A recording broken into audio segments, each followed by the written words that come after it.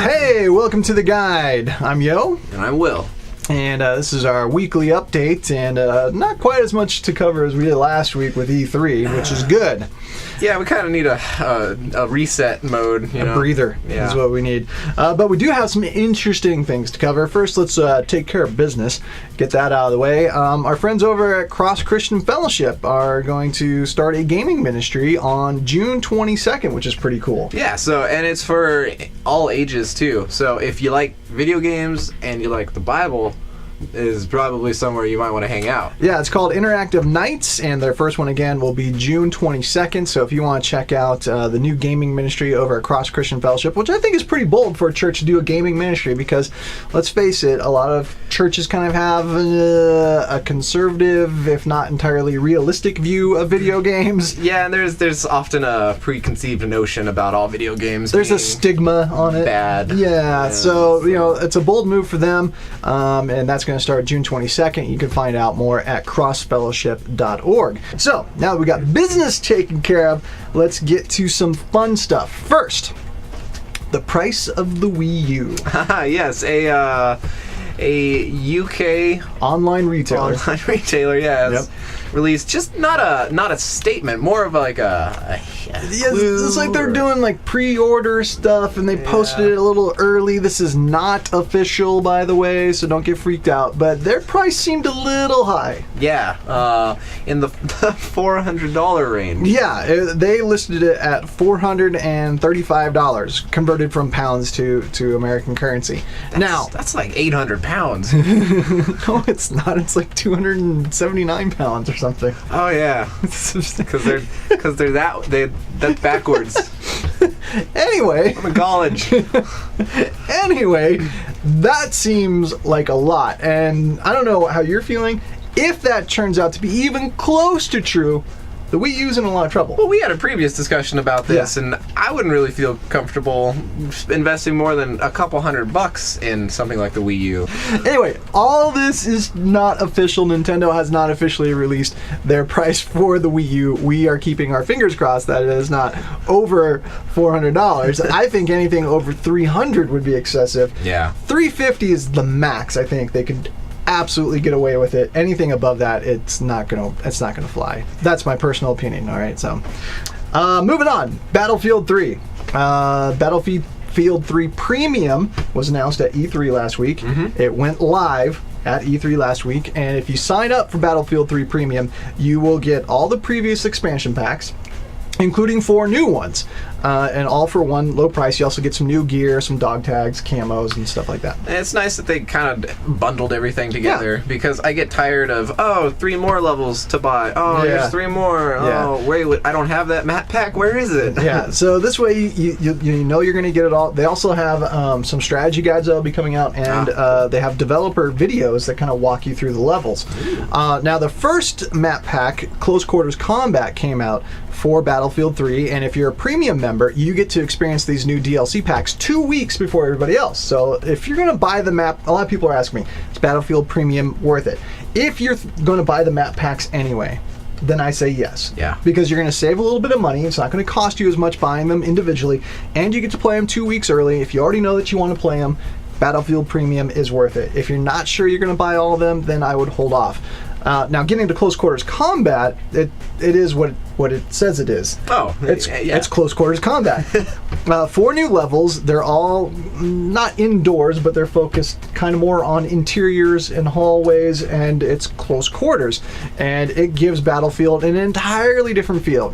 This definitely is appealing to the Call of Duty crowd, because not only do you not have any vehicles, the classes don't really matter. Because in close quarters, you don't really need a sniper rifle and an LMG and all those distinct weapons that each class kind of uses. You need something that either has a high rate of fire or a shotgun, because you're in close quarters. Yeah, and it's good. They take some elements of Call of Duty for this, but they're still definitely using the Battlefield environmental destruction control. The Frostbite 2 engine is on big display here. Like, I would forget that just because a guy's behind a wall doesn't mean I can't get to him. Or that he can't get to you. Or that he can't get to me.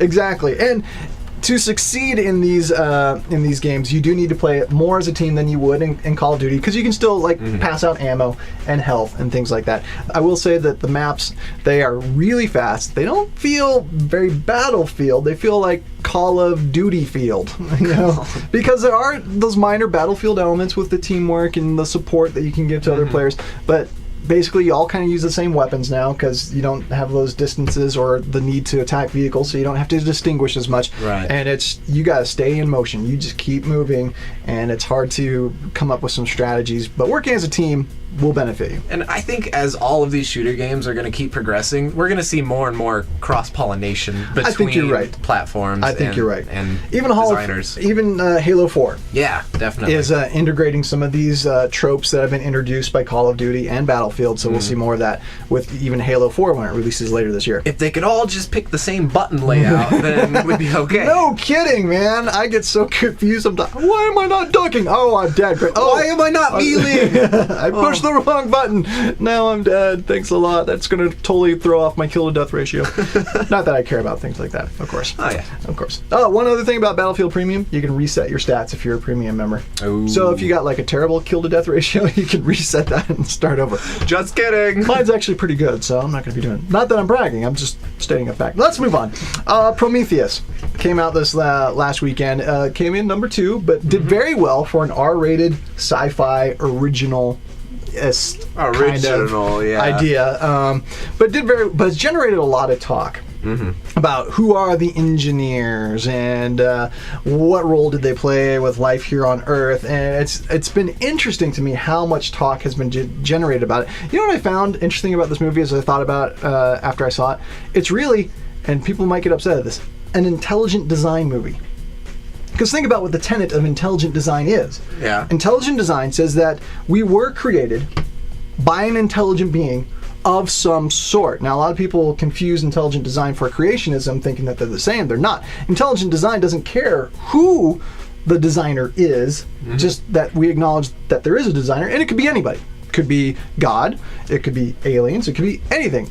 And Prometheus, with its proposition that we were indeed seeded life here on Earth by alien life, is an intelligent design movie, which I think is very interesting. Pretty much. It's interesting because that is kind of going over a lot of people's heads that are watching it, because, I mean, there's a lot going over a lot of people's heads when they're watching this movie, I'm telling you. Especially in 3D. Especially in 3D. And there's actually some, Ridley Scott's made some comments about the film and perhaps a connection to Jesus, who perhaps has a connection to the engineers, because perhaps we didn't really understand who he was. He was an alien.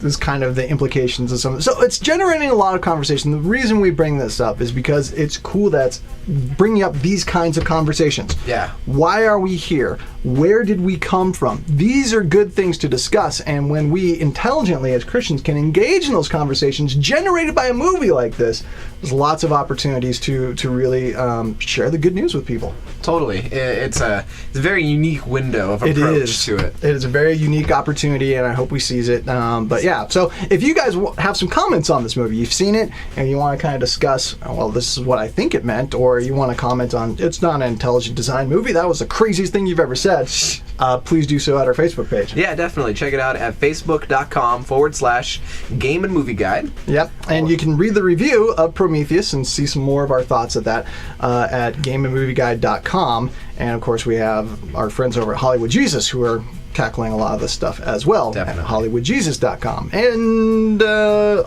Google Plus. Google Plus, Twitter. Google Plus, Twitter, Facebook. Yeah, we're all over the place. All those things. So that's it for this week, right? I think so. All right. Good week. So we'll see you next time here on The Guide.